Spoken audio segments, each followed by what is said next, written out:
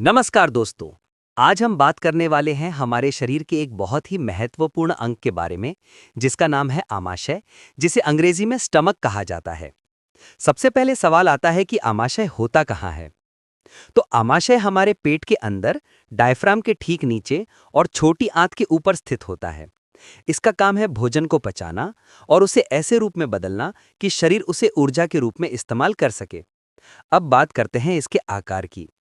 आमाशय थैली जैसा होता है और इसकी क्षमता सामान्य रूप से लगभग 1 लीटर होती है, लेकिन जरूरत पड़े तो ये 2 से 4 लीटर तक भोजन रोक सकता है। यानी ये काफी लचीला अंग है। आमाशय को मुख्य रूप से 4 हिस्सों में बांटा जाता है। पहला हिस्सा है कार्डिया। यही वो जगह है जहां से खाना अन्न नली के रास्ते आमाशय में प्रवेश करता है। दूसरा हिस्सा है फंडस। ये सबसे ऊपरी भाग होता है और यहाँ गैस जमा होने की संभावना रहती है। तीसरा और सबसे बड़ा भाग है बॉडी। यही वो जगह है जहां भोजन का अधिकतर पाचन होता है।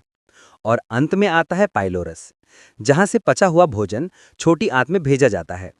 यह हिस्सा ऐसे काम करता है जैसे कोई दरवाजा, जो नियंत्रित तरीके से भोजन को आगे जाने देता है।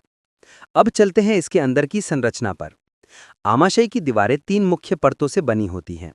बाहरी परत भोजन को मथती है, बीच की परत मांसपेशियों की लयबद्ध गति या पेरिस्टालसिस चलाती है और अंदर वाली परत महत्वपूर्ण पाचक पदार्थ स्रावित करती है। अब एक प्रश्न, आमाशय क्या क्या बनाता या स्रावित करता है?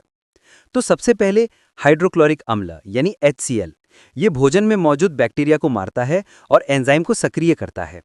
दूसरा पेप्सिन एंजाइम, जो प्रोटीन को छोटे टुकड़ों में तोड़ता है। तीसरा म्यूकस, जो आमाशय की दीवारों को अम्ल से बचाता है। और चौथा गैस्ट्रिन हार्मोन, जो पाचन प्रक्रिया को नियंत्रित करता है। अब समझते हैं कि भोजन के साथ आमाशय में होता क्या है। तो जब खाना आमाशय में पहुंचता है तो आमाशय उसे मथता है, उसे पाचक रसों के साथ मिलाता है और धीरे धीरे उसे एक गाढ़े मिश्रण में बदल देता है, जिसे हम कहते हैं काइम। फिर यह धीरे धीरे छोटी आंत में पहुंचता है। अब बात करते हैं आमाशय के मुख्य कामों की। तो भोजन को अस्थायी रूप से संग्रह करना, भोजन का यांत्रिक और रासायनिक पाचन करना, बैक्टीरिया को नष्ट करना, प्रोटीन के पाचन की शुरुआत करना और पचे हुए भोजन को नियंत्रित मात्रा में आंत में भेजना।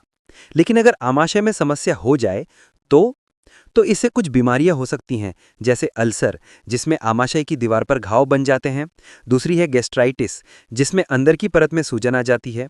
इसके अलावा एसिडिटी, अम्लपित्त और लंबे समय तक समस्या रहने पर कैंसर जैसी स्थिति भी हो सकती है। तो निष्कर्ष यही है कि आमाशय पाचन तंत्र का एक बेहद जरूरी हिस्सा है। ये भोजन को ऊर्जा में बदलने की प्रक्रिया की शुरुआत करता है और शरीर को पोषण देने में महत्वपूर्ण भूमिका निभाता है।